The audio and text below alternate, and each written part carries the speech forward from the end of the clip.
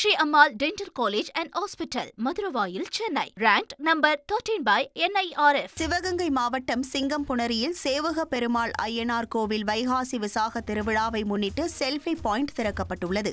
இதில் திரைப்பட நடிகர் பால சரவணன் கலந்து கொண்டு செல்ஃபி பாயிண்டை திறந்து வைத்தார். பின்னர் அவருடன் குழந்தைகள் மற்றும் பெரியவர்கள் என அனைவரும் உற்சாகமாக செல்ஃபி எடுத்து மகிழ்ந்தனர்.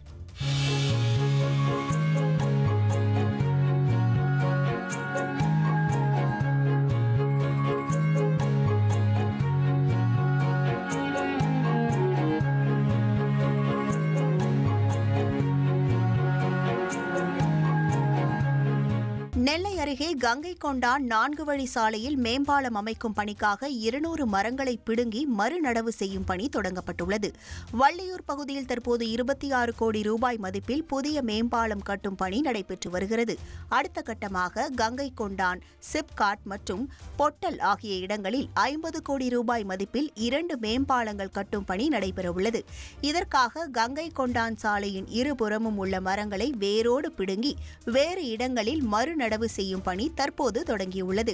இந்த பணியை தேசிய நெடுஞ்சாலை மேம்பாட்டு ஆணையத்தின் மதுரை திட்ட இயக்குநர் வேல்ராஜ் தொடங்கி வைத்தார்.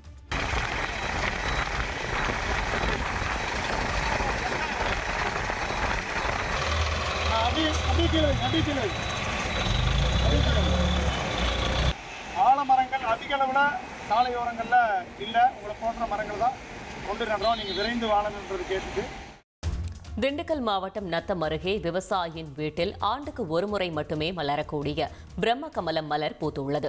நத்தம் அருகே கோமனாம்பட்டியைச் சேர்ந்த மணிராஜா கடந்த 12 ஆண்டுகளாக தனது வீட்டில் பிரம்ம கமலம் செடியை வளர்த்து வரும் நிலையில் ஆண்டுக்கு ஒருமுறை அரிதாக பூக்கும் பிரம்ம கமலம் மலர் அவரது வீட்டில் பூத்துள்ளது. இதுகுறித்து அறிந்த அப்பகுதி மக்கள் ஆர்வமுடன் இவரது வீட்டுக்கு வந்து பூவை அதிசயமாக பார்த்துவிட்டு செல்கின்றனர். Meenakshi Ammal Dental College and Hospital, Maduravayil, Chennai. Ranked number 13 by NIRF.